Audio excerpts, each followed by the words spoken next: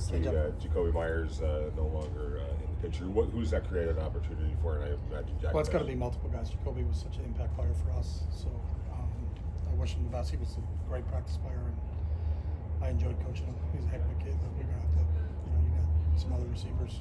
You're gonna have to pick it up, and then you move on. That's, we look at it sometimes as we have to approach it. It's not that it's like a player got hurt, he's out of the game. Then what do? It's the next guy's up. So, Lockett and Bash and Dante and those guys will have to step up, and we'll go from there. Chip, there has been significant criticism of the usage of Ashton, and I know you're in the bubble and you're not paying attention, but do you think that criticism is fair, or do you think it's just much ado about nothing? I think he leads the league in rookie rushing, doesn't he?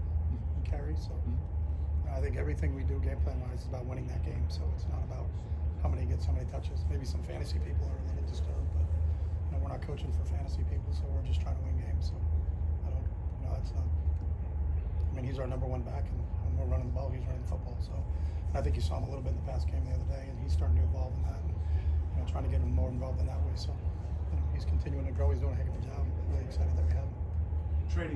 Trading Jacoby for draft picks, is that an indication? I have nothing to do with that. So. Of a rebuilding season? I have nothing.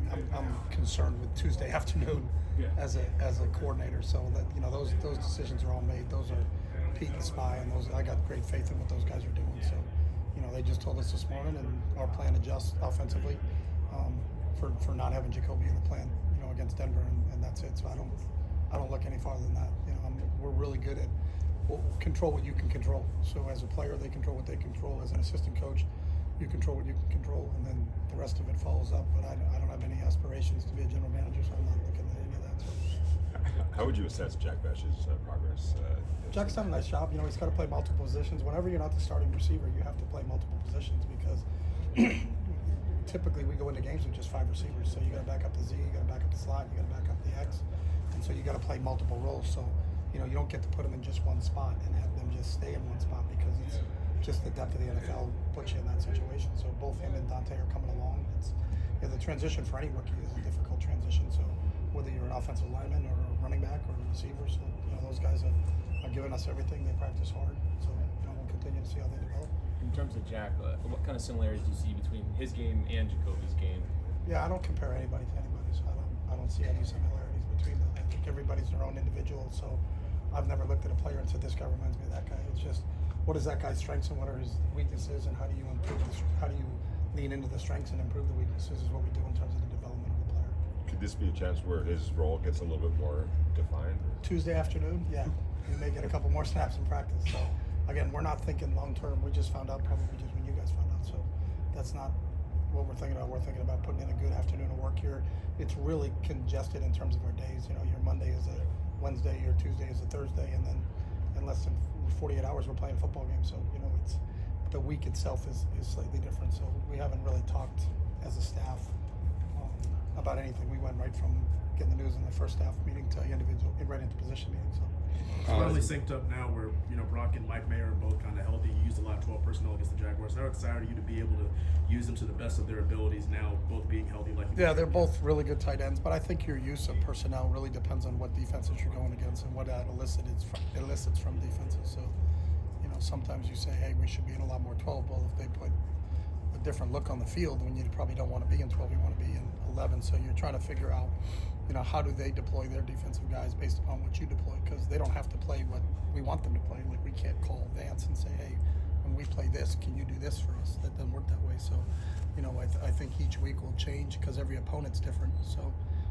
the fact that we have two, we've always felt like we have two number one tight ends in Mike and Brock is a good deal. But how we use them and how we deploy them each week will really depend on who our opponent is. Why do you think Vance Joseph's defense in Denver has been so effective over the last couple of years? Vance's done a really nice job. I think he mixes and matches his schemes.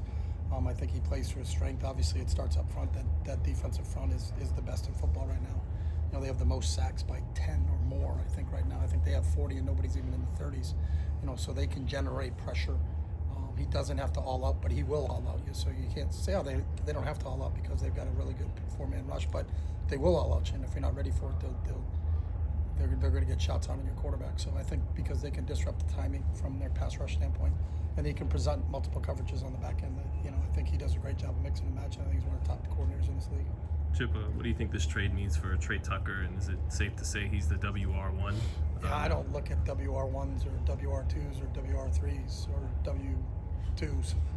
You know, we're trying to figure out whoever catches the ball and runs really fast with it in the direction of the end zone is really good for us. So wide receiver one and all that other stuff, I don't think we've ever looked at it like that as a staff. You know, we have certain positions. What does our Z do? What does our X do? What does our slot receiver do? You know, that's how we kind of look at positions, but we don't look at some weeks the inside guys will be featured more because that matchup is better for you, and then some weeks the matchup on the outside is better for you. So those guys are featured more. But a lot of it, obviously, in all of these situations, the defense they have a say in the matter. You know, so I think that's part of what the game is. There's a chess match that goes on within the game of how are they going to defend you.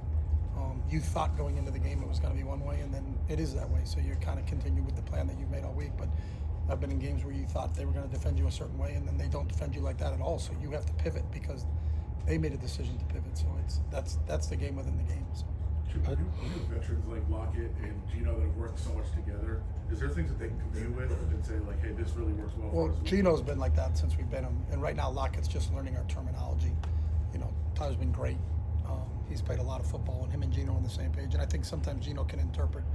They may have called it one way when they were in Seattle, and we call it this way now here in Vegas. So you can see Gino say something to Lockett, and he'll, oh, okay, I got you. Then this is what we want. So you know, Gino's always that. Gino's very active in part of our game planning, what he likes, what he sees. He's a student of the game. You know, he's in this building 24/7.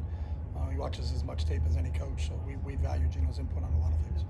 You mentioned Tyler. What did he show you guys in that first game action with you? I thought he did a nice job, you know, for what he was called upon. I don't know what his total snap numbers were, but you know, in terms of what his assignments were, he was spot on with what he did. You know, and he's continuing to learn. He's got quickness. You know, obviously he's played in big games. Nothing's too big for him. So you know, we'll continue to see what he can do. You know, it still hasn't been a week. You know, but we're getting into game 2 of him, so we'll see where we go from there. Thanks, guys. Thanks, guys. Thank you, Jay.